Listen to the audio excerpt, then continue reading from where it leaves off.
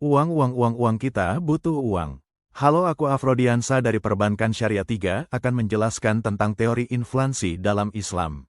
Langsung saja ke materi inflasi dalam Islam. Uang menjadi alat tukar yang penting dalam kehidupan ekonomi. Namun, nilai uang tidak selalu stabil dan dapat berubah-ubah sesuai kondisi ekonomi. Ketika harga barang dan jasa meningkat secara umum, masyarakat harus mengeluarkan lebih banyak uang untuk kebutuhan yang sama. Kondisi ini disebut inflasi dan jika dibiarkan terus-menerus, dapat menurunkan masyarakat serta kesejahteraan menimbulkan ketidakadilan ekonomi. Karena itu, pemahaman tentang inflasi dan cara pengendaliannya menjadi hal yang penting. Apa sih itu inflasi? Inflasi adalah kenaikan harga barang dan jasa secara umum dan terus-menerus dalam jangka waktu tertentu. Dampaknya menyebabkan daya beli masyarakat menurun dan nilai uang melemah. Dalam pandangan Islam, pengertian inflasi tidak jauh berbeda dengan ekonomi konvensional, namun Islam menekankan bahwa penyebab utama inflasi seringkali berasal dari perilaku manusia yang tidak adil, seperti penimbunan uang, manipulasi harga, atau sistem riba. Oleh karena itu, Islam mengajarkan stabilitas harga melalui sistem keuangan yang jujur dan berbasis nilai ilahiyah. Selanjutnya, teori inflasi dalam perspektif Islam. Pemikir Islam seperti Taqiyuddin Ahmad ibn al-Makrizi menjelaskan bahwa inflasi telah terjadi sejak masa lampau dan muncul karena dua hal utama, kelangkaan barang serta kesalahan manusia dalam mengatur ekonomi.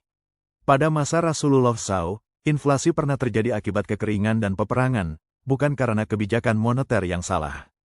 Dalam sistem keuangan Islam, penggunaan dinar dan dirham yang berbasis emas dan perak membantu menjaga kestabilan nilai mata uang, sehingga mencegah terjadinya inflasi berlebihan.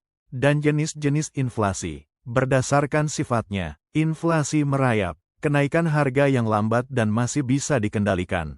Inflasi menengah, kenaikan harga cukup cepat dan terasa pada daya beli masyarakat. Inflasi tinggi, harga melonjak drastis hingga nilai uang jatuh tajam. Berdasarkan terjadinya, demand pull inflation, permintaan meningkat sedangkan pasokan barang tetap. Cost push inflation, kenaikan biaya produksi menyebabkan harga naik. Berdasarkan asalnya, inflasi domestik, terjadi akibat kebijakan dalam negeri seperti defisit anggaran atau gagal panen. Inflasi impor, terjadi karena kenaikan harga barang dari luar negeri yang memengaruhi biaya produksi dalam negeri. Adapun indikator terjadinya inflasi. Tingkat inflasi dapat dilihat dari beberapa indikator penting, antara lain. 1. Indeks harga konsumen, IHK, mengukur perubahan harga barang dan jasa yang dibeli masyarakat. 2. GNP deflator menggambarkan rata-rata harga seluruh barang dan jasa yang diproduksi dalam negeri. 3. Indeks harga produsen, IHP, mengukur perubahan harga barang di tingkat produsen, termasuk bahan baku dan barang setengah jadi. Indikator ini membantu pemerintah mengambil kebijakan moneter yang tepat agar inflasi tetap terkendali. Ada pula faktor yang mempengaruhi inflasi. Beberapa faktor utama penyebab inflasi antara lain meningkatnya kegiatan ekonomi tanpa diimbangi ketersediaan barang, melemahnya nilai tukar rupiah, serta kebijakan pemerintah yang menaikkan harga BBM atau gaji pegawai. Selain itu, tingginya ekspektasi masyarakat terhadap kenaikan harga juga membuat permintaan semakin besar. Jika faktor-faktor tersebut tidak dikendalikan, harga-harga akan terus naik dan kestabilan ekonomi menjadi terganggu. Serta cara pengendalian inflasi dalam ekonomi syariah dalam Islam, kebijakan moneter harus dijalankan tanpa riba dan mengutamakan keadilan. Pemerintah berperan mengatur jumlah uang beredar agar tidak berlebihan dan memastikan kekayaan tidak menumpuk pada segelintir orang. Prinsip zakat, sedekah, dan larangan penimbunan menjadi alat pengendali alami inflasi. Sistem bagi hasil menggantikan bunga bank, sehingga ekonomi berjalan lebih adil dan stabil. Kesimpulan, inflasi merupakan kenaikan harga barang dan jasa secara terus-menerus yang menurunkan nilai uang.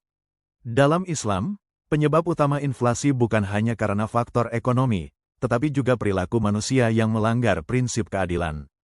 Dengan penerapan kebijakan moneter syariah yang bebas dari riba, penimbunan, dan manipulasi, kestabilan ekonomi dapat terjaga dan kesejahteraan masyarakat dapat diwujudkan.